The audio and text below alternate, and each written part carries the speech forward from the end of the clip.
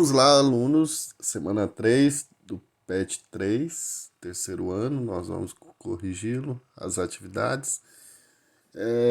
Nós tivemos já entrando na modernidade, nós entramos nesse PET 3 com, com Maquiavel, Nicolau Maquiavel, na teoria política de Nicolau Maquiavel, e agora nós temos Thomas Hobbes. No contratualismo, muito importante, vimos durante a semana a importância para Thomas Hobbes de um Estado forte, absoluto. A obra dele, Leviatã, a frase mais famosa, o homem é o lobo do homem. No estado de natureza, o homem, então, ele está sempre em guerra. E uma comparação com John Locke, do liberalismo, das liberdades individuais, e um Estado mínimo. Então, vimos essa discussão Estado forte, Estado mínimo. Nós temos 5 questões aí, objetivas, muito tranquilas e importantes, de sempre estudar essa temática, até mesmo para criar uma base boa na discussão política, e também que esses temas e esses pensadores são muito frequentes no Enem. Aí nós temos uma questão do Enem de 2000, o texto abaixo de John Locke. Então, a gente vai ver aqui sobre os elementos das liberdades individuais, que estão presentes muito no tipo de Estado para John Locke. Então, John Locke propõe que o governo, o Estado, viria como um meio amparador dos direitos do cidadão, seria algo a que pudéssemos recorrer caso nossas prerrogativas fossem feridas. Porém, este governo não deveria agir no âmbito econômico, pois esse plano é autônomo e age por si só. Então, o Estado de John Locke não interfere nas liberdades individuais, ampara, faz com que o cidadão possa, no âmbito político, possa considerar-se amparado pelo Estado, e no ponto de vista econômico, o Estado não pode interferir. Aqui, então, a resposta correta é a letra D, a origem do governo como uma proteção à vida, aos bens e aos direitos. Pode ver que todas as outras, elas voltam àquela concepção antiga, principalmente da Idade Média, do poder absoluto, do monarca, do governante, do rei, e a existência do governo como um poder oriundo da natureza, não é da natureza, é a própria sociedade que se constitui. Número 2, para John Locke, filósofo político inglês, os direitos naturais do homem eram liberdade, igualdade, propriedade. As outras coisas, pode ver que ou envolve religião ou servidão. Não tem nada a ver com o Estado moderno de John Locke. A 3, um texto dele do Tratado sobre Governo. Para John Locke, o homem abre mão da liberdade natural em função do quê? Da garantia legal dos direitos naturais dele. Quais que são? Vida, liberdade e propriedade privada. Então, você pode ver que as outras, o fortalecimento da sociedade, não, ali a concepção do Estado é mínima, os direitos são individuais. Então, a sociedade não é considerada aqui como o apontamento, porque o apontamento é o individual que atinge depois, consequentemente, a sociedade.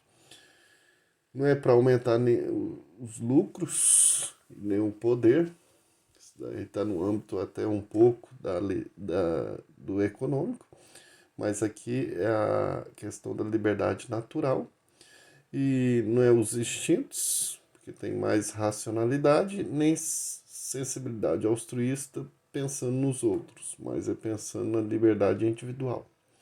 A número 4, nós temos uma tirinha aí, que mostra aí uma discussão do que o personagem Kelvin faz sobre Estado forte. Aí nós vamos ver aqui, de acordo com algumas teorias políticas, a formação do Estado é explicada pela renúncia que os indivíduos fazem de sua liberdade natural, quando em troca da garantia de direitos individuais transferem a um terceiro o monopólio do exercício da força. Então, quando A gente tem esse argumento, essa ideia de direcionamento aqui, logo a gente percebe que está falando do contratualismo. É um contrato que você faz com o Estado, então que Thomas Hobbes, ele que tem essa concepção, em que você dá ao Estado o direito dele usar a força para um Estado forte, soberano, absoluto, para exercer a sua força para garantir depois os direitos individuais, em troca desses direitos individuais, para garantir a proteção dos indivíduos. Então é um monopólio desse exercício da força, no Estado mais forte, soberano, um Estado que vai proteger os seus cidadãos, diferente da monarquia. Isso é por quê? Porque o contratualismo ele remete à filosofia grega antiga, mas ele tem uma importância muito nesse pensamento agora político liberal, que considera a sociedade humana e o Estado originários por um acordo, um contrato entre os cidadãos autônomos, valorizando dessa maneira a liberdade individual, em detrimento da autocracia, dos excessos da ingerência estatal. Né? Então o Estado é forte, é absoluto. E a número 5, nós temos um pequeno texto aqui de um autor que comenta o Thomas Hobbes. É evidente que durante o tempo em que os homens vivem sem um poder comum que os mantenha subjugados, eles se encontram naquela condição que é chamada de guerra. E essa guerra é uma guerra de cada homem contra outro homem. Isso remete-se ao conceito importante para a gente estudar sobre a sociedade, sobre teoria política, sobre esses grandes autores, que é o estado de natureza. Quando a gente está sozinho, está aí.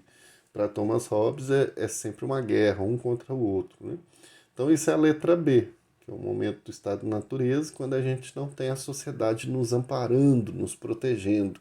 E todas as outras pode ver que é o contrário disso. Nós temos a letra E, que o homem que ele nasce bom, depois a sociedade que o corrompe. Isso é a ideia de Jean-Jacques Rousseau. O Hobbes é o contrário. O homem nasce em guerra, porque ele tem que se proteger, ele tem que lutar o tempo todo. E no caso, quando ele está na sociedade, a sociedade o protege, a sociedade que vai dar todos os amparos que ele precisa. É muito importante todos nós sempre estudarmos John Locke, Thomas Hobbes, Jean-Jacques Rousseau, Montesquieu, Maquiavel, todos esses grandes autores da modernidade na teoria política, porque ajuda a gente a entender todos esses conceitos, Estado-natureza, sociedade civil, contratualismo, todos esses elementos que são importantes na teoria política e que nos ajudam também a resolver muitas questões do Enem, até mesmo na própria redação. Então essa foi a nossa semana 3 e na próxima aula nós vamos ampliar um pouco mais com outros autores. Um abraço, boa leitura, bons estudos e até a nossa próxima aula.